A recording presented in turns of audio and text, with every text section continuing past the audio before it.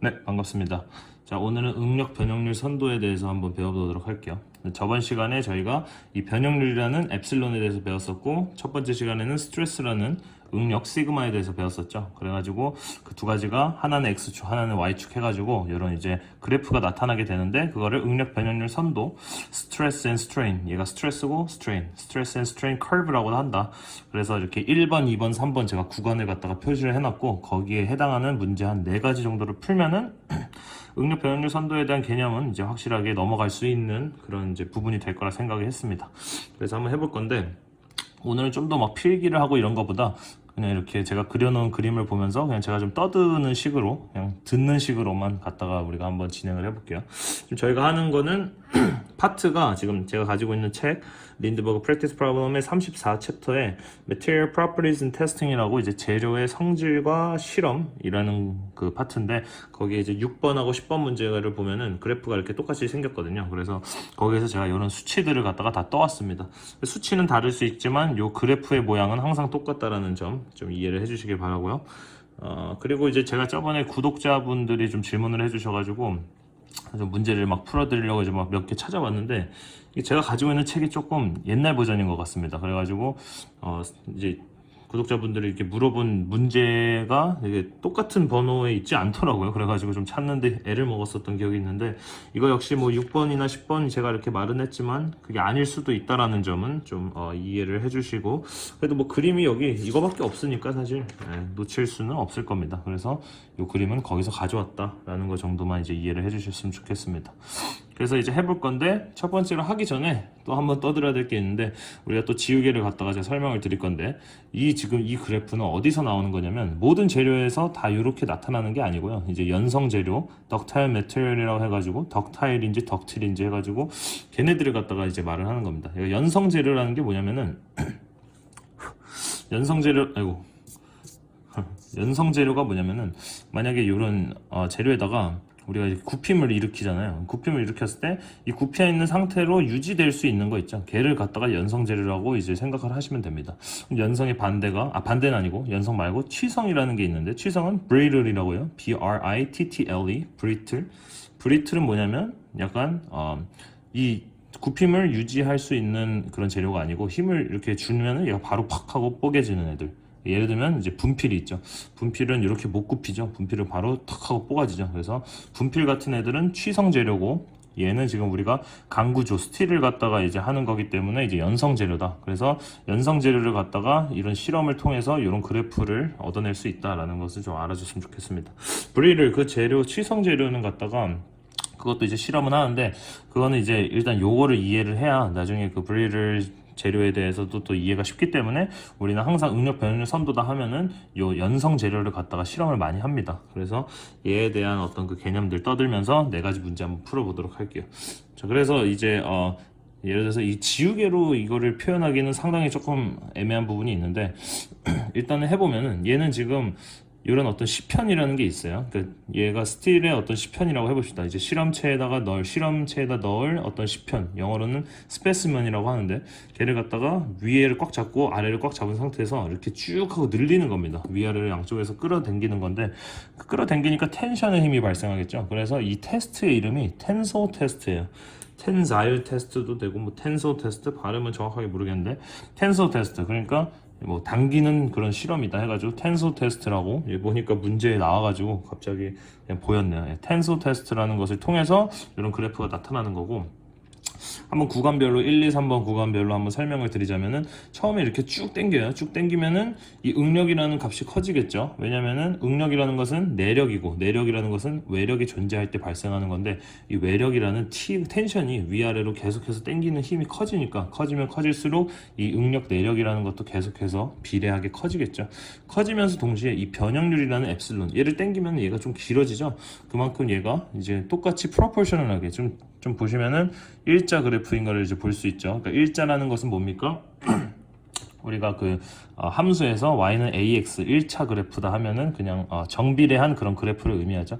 그래서 이제 1차 그래프를 나타내는 그런 구간이 1번이고, 2번이 되는 순간에 이제 항복점이라고 하죠. 이제 yield point라고도 하고, yield strength라고도 하고 뭐 그러는데 어쨌든 저 항복 지점, 항복 포인트가 되는 순간 이 재료가 이제 항복을 한다는 거죠. 그러니까 항복이라는 개념이 조금은 어렵지만 그러니까 항복이라는 게 뭐냐면은 우리가 뭐 서렌더라고 알죠. 이제 제가 게임을 하는 데서 이제 리그 오브 레전드라고 롤이라는 게임이 있는데 거기서도 해보신 분들 알겠지만 이제 서렌을 친다 그러죠. 우리가 하다가 이제 도저히 안 되겠다 하면 항복을 하자 하고 이제 항복을 하죠. 그 말대로 그 항복과 이 재료적 항복이랑 아마 그 한자 뜻이 같을 겁니다. 그러니까 둘 다 손들고 항복한다. 그러니까 재료적인 항복의 뜻은 뭐냐면은 내 원래 그 모양을 포기하겠다라는 겁니다. 그러니까 이 지우개로 생각하지 마시고 만약에 이게 호박엿이라고 생각해 보잖아요. 그러면은 처음에 1번 구간에서는 계속해서 땡기면 땡길수록 그냥 약간 늘어는 나는데 비슷한 형상을 가지고 있단 말이죠. 근데 쭉 가다가 2번이라는 이 항복 지점을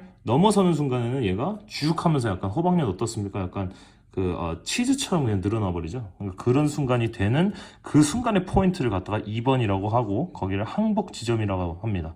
그러니까 이게 뭡니까? 이게 한번 1번 지점에서는 우리가 힘을 주더라도 비슷한 모형을 유지하잖아요. 그러니까 그 말은 뭐냐면 1번에서 힘을 주다가 놓잖아요. 그럼 얘가 다시 돌아가요. 이 상태로.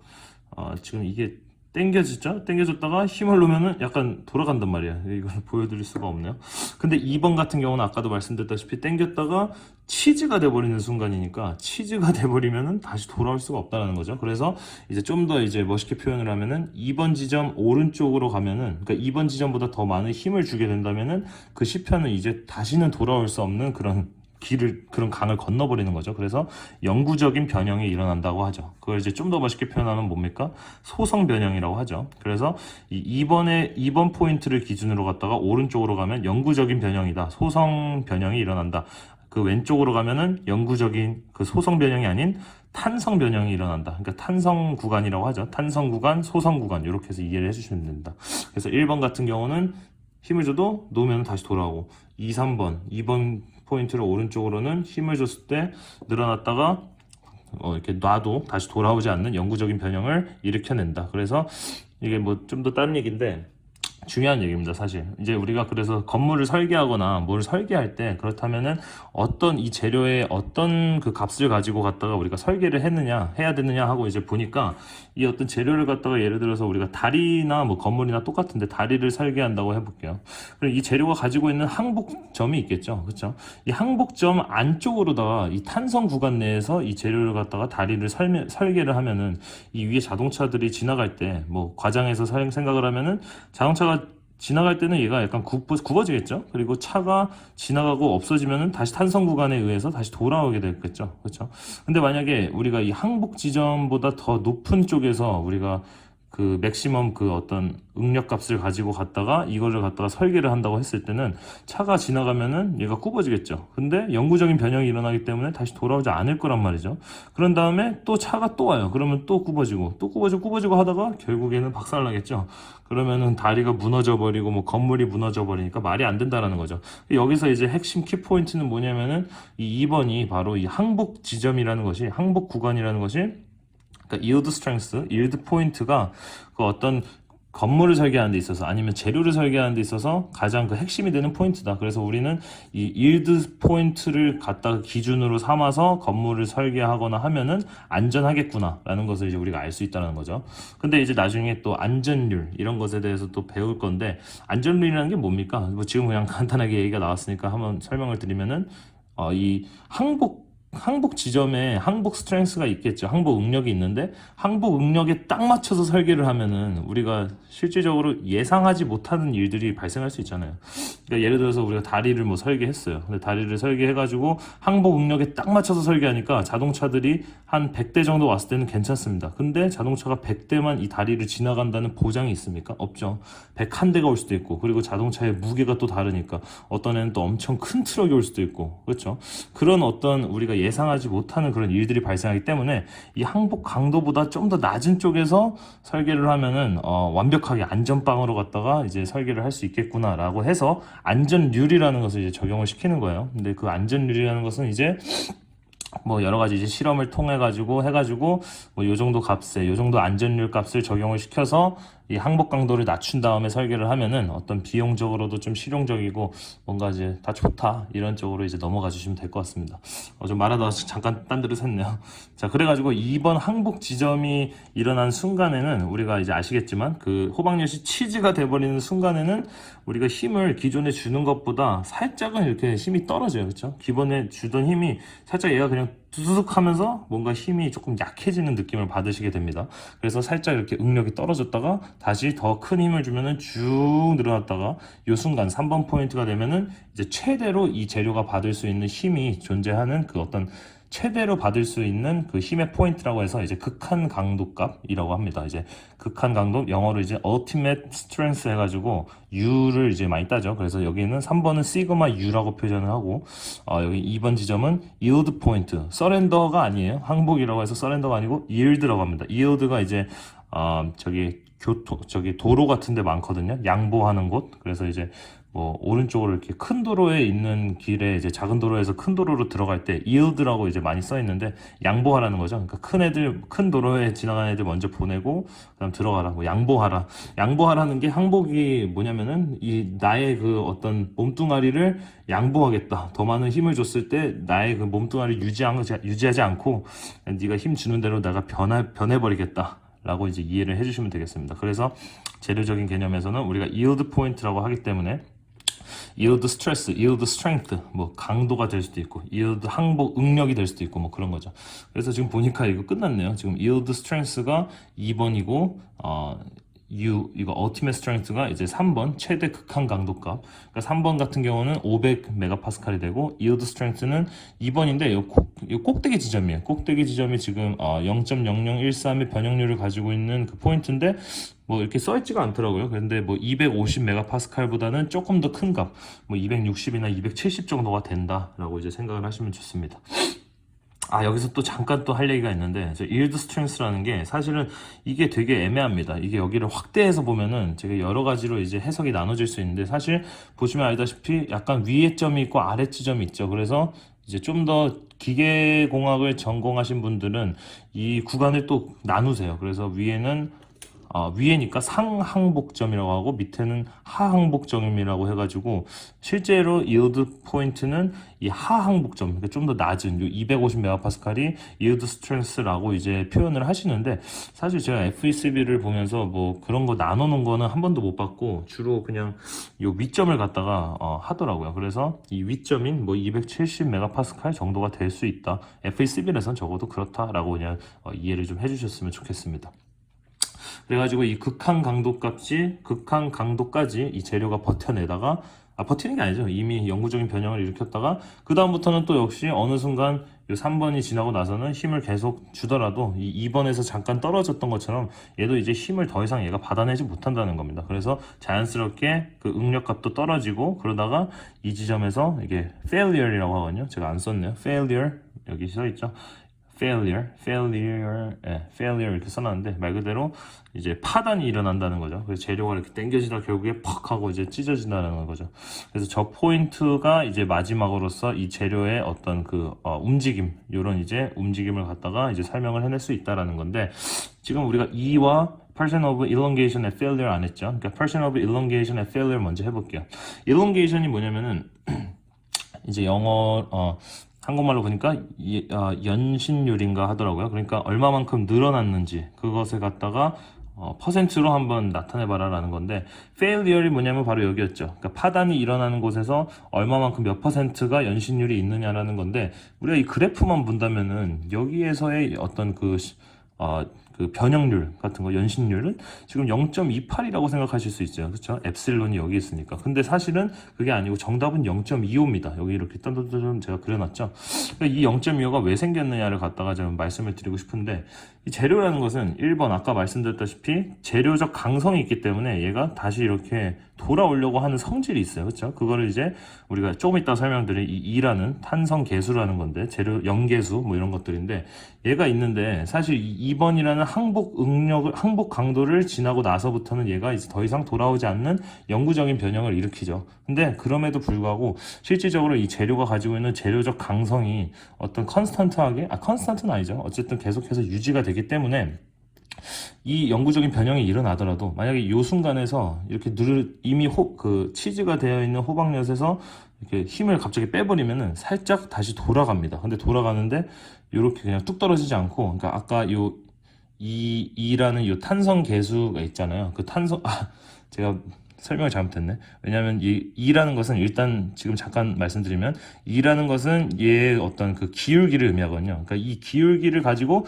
그대로 얘가 떨어지지 않고 그 이라는 기울기 탄성 계수가 조금은 이제 영구적인 변형을 일으켰으니까 조금 떨어지겠죠. 그래서 그거보다 조금 더 완만하게 얘가 떨어집니다. 그래서 완만하게 하니까 한 이렇게 돼가지고 이렇게 이제 떨어지니까 그 포인트가 이제 0.25가 된다는 거예요. failure에서.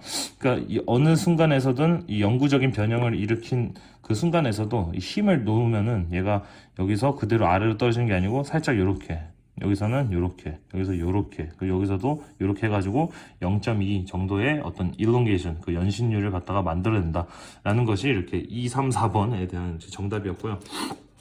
1번은 이제 조금 써야 돼요. 그래서 2라는 게 방금 제가 말씀드렸는데, 요거에 지금 요 그래프, 요 일직선 그래프 탄성 구간이라고 했죠. 탄성 구간의 기울기, 슬로프를 의미하는데, 그것을 갖다 이제 후크라는 사람이 만들었죠. 그래서 후크라는 사람이 만들어서 자기 이름 따서 훅슬러라고 해요. 훅슬러, 그냥 여기 요 1번 구간에 대한 거에만 이제 해당이 되는 건데, 이제 요 1번 구간이 아까 제가 뭐라 했냐면은 1차 함수 그래프라고 했죠. 그러니까 1차 함수 그래프가 y는 ax죠. 그래서 x라는 것은 x축이고 y는 y축이고 a는 그 그래프의 기울기니까 그대로 적용을 시켜보니까 시그마는 x축이 엡실론이죠. 여기가 이제 a가 들어가야 되는데 여기다가 슬쩍 이제 2라는 것을 이렇게 써줍니다. 2가 우리가 모멘트는 2 곱하기 i 할 때 그 이 재료적 강성을 의미해요. 얘를 0이라는 사람이 만들었어요. 그래서 얘가 0이라는 사람이 만들었기 때문에 영스 머듈러스라고 합니다. 머듈러스는 이제 개수예요, 개수. 그래서 이게 뭐 0이라는 사람이 만들었기 때문에 영스 머듈러스라고도 하고, 아니면은 아까 1번 같은 구간에서는 탄성 구간이었다 해가지고 그 탄성 계수라고도 이제 표현을 하기 때문에 또 elastic moduluus라고도 합니다. 그래서 elastic modulus, 영스 modulus 다 똑같은 의미가 되겠어요. 그래서 1번 같은 경우에 탄성 계수를 구해라 하면은 얘에 대한 그 기울기를 갖다가 구하면은 우리가 2라는 것을 알 수 있죠. 이게 사실 그 훅이라는 사람이 옛날에 스프링을 갖다가 실험을 해가지고 이제 가져온 그런 이퀘이션이거든요. 그래서 스프링 저희가 옛날에 갑자기 또 딴 얘기하는데, 옛날에 저희 동력학에서 그 일과 에너지 할 때 스프링에 대해서도 배웠었거든요. 그래서 스프링 하면은 탄성력이 있고 탄성 에너지 있는데, 탄성 에너지는 2분의 1 kx 제곱이고 탄성력은 F는 kx란 말이에요. F라는 것은 이제 force고 k라는 것은 탄성 계수, 스프링 자체가 갖고 있는 탄성 계수고, x는 변화량이잖아요. 그러니까 이 시그마도 한번 풀어보면은 p over a고, 엡실론이라는 것은 델타 L을 갖다가 기존에 있던 L로 이렇게 나눠주는 거잖아요. 그러니까 이 델타 L이 X죠. 그렇죠. 변화량. 그리고 이 P가 force잖아요. 네, 갑자기 배터리가 나갔네요. 자, 그래서 이게 K랑 E랑 다르니까 이거를 0이라는 사람이 이 2라는 것을 그냥 자기가 어떻게 발명을 했다고 해야 될까요? 만들어낸 거죠. 그래서 자기 이름 따서 영스 머듈러스라고 이렇게 했습니다. 그러니까 훅슬러라는 것은 이 전체를 만든 그 훅이라는 사람이 이 전체 이퀘이션을 만들었고, 0이라는 사람이 여기 들어가는 이 탄성 계수라는 거를 갖다가 어떻게 만들어내가지고 이런 전체적인 훅슬러에는 영스 머듈러스도 포함되고 뭐 그렇다라는 것을 좀 이해를 해주시고요. 그래서 1번 같은 이 2라는 것은 다시 말해서 이 1차 그래프의 어떤 그 그래프의 슬롭을 의미한다고 했죠. 기울기니까 여기서 기울기를 알려면은 지금 이 지점에 보니까 여기가 y 값이 150이고 x 값이 0.0075니까 이 2라는 값은 이 시그마를 엡실론으로 나눠주면 이 값을 알 수 있겠죠. 그러니까 150을 나누기 0, 여기다 좀 보여줄까? 0.0075 하니까 20만이 나오는데 20만 메가파스칼이잖아요. 그러니까 20만 메가파스칼은 이제 메가파스칼은 0 3개를 지워가지고 200기가파스칼이라고도 합니다. 메가 다음에 기가, 그쵸? 뭐 이런 식으로 가는 거죠. 그 다음 뭐 테라인가요? 뭐 이런 식으로 0 3개 지워가지고 200기가파스칼 하면은 이 9번에 대한 정답도 우리가 구해낼 수 있다라는 겁니다. 자, 그래서 오늘 응력 변형률 선도에 대해서 이렇게 개념을 드렸기 때문에 이제 앞으로는 뭐 뭐 문제가 그렇게 많이 나오진 않아요. 근데 그냥 그냥 절대적인 어떤 이 그래프 이해 같은 거는 좀 필요하기 때문에 그냥 이렇게 제가 오늘 좀 떠드는 식으로 좀 재밌게 진행을 해봤고요. 저번 시간에 이제 응력하고 우리가 변형률에 대해서 배웠는데 제가 책을 막 이렇게 뒤지다 보니까 그 응력하고 변형률에 대한 그냥 아주 간단한 기본 문제들 한 3-4개 정도 이렇게 숨어 있었더라고요. 그래서 다음 시간에는 또 그런 것들 오랜만에 또 문제풀이 시간 한번 가져보는 시간을 한번 또 가져보도록 하겠습니다. 네, 감사합니다.